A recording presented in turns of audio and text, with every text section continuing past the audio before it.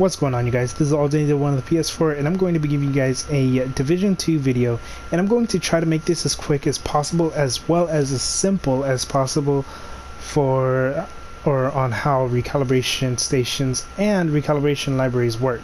So I know there's a few videos out there, but I have also been asked on how this works and just everything pretty much. So anyways, we're gonna go ahead and get right into it. So there's two different types of recalibrations. You have the library and you have the station.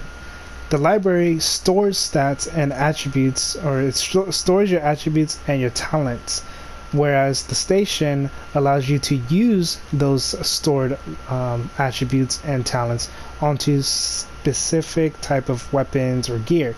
So for example, if I wanted to store something for my chest, like let's just say I want to store this Alps Summit Armament chest piece, and I wanted to use Mad Bomber. So Mad Bomber is going to, well, I already have Mad Bomber set in the library, but I'm just going to use this as an example. I wanted to use Mad Bomber. All I would do is go into my recalibration station, go to the library, and go to talents. Go all the way down to where Mad Bomber is, which would be right over here, and then I would hold square on it just so that way I can store it in the library. Once you do that, you can just go into the recalibration station, go to the body armor, choose an item that you wanted to use. Well, I don't have anything, or actually I don't think, oh yeah, right here.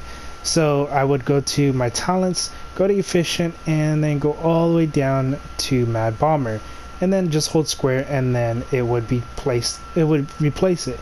Now if I were to do that though, I would not be able to recalibrate anything else. So my core attributes and both my sub attributes will not be able to be replaced. So same thing is going to be said about weapons as well. Weapons and your attributes. So I'll just go over the attributes first. So there's a symbol you want to make sure you keep an eye out for when it comes to throwing items into the library. It's not like it's gonna allow you to put items in anyways, because it only lets you put in items that have higher rolls. But there's going to be a white triangle or a white arrow on the attributes, even on the core attributes, the stat bar. So as you can see on the Richter and Kaiser stat bar, it shows that I have 2.6% skill damage and 9.1% repair skills.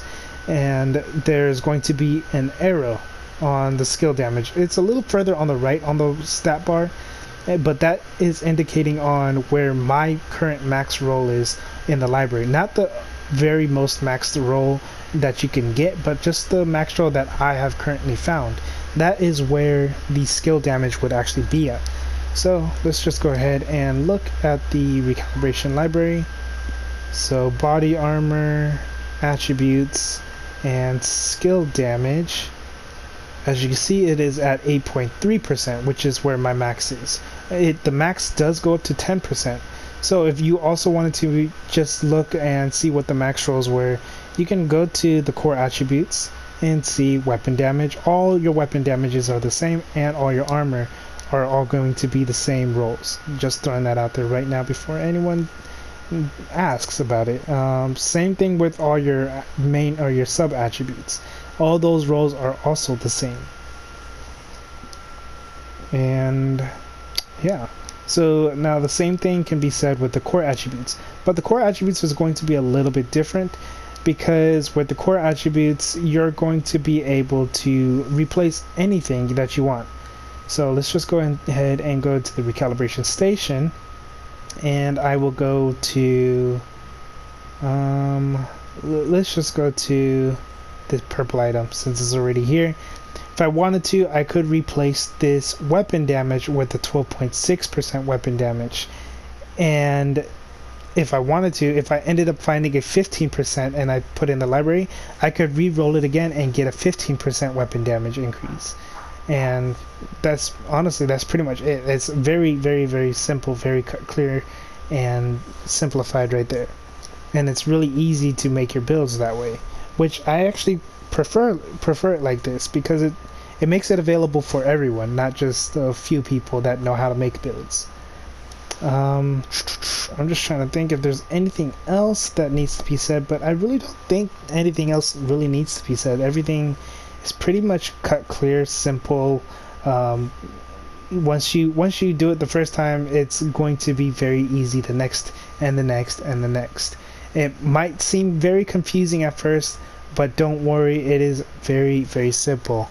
But yeah, hopefully that helps you guys out. If it does, please go ahead and leave a like, comment, subscribe. If you have any questions or concerns, let me know down in the comment section as well, and I will try my best to help you guys out to the best of my ability. And that's pretty much it. This is all day to do one of the PS4. Have a good day, good night, and peace.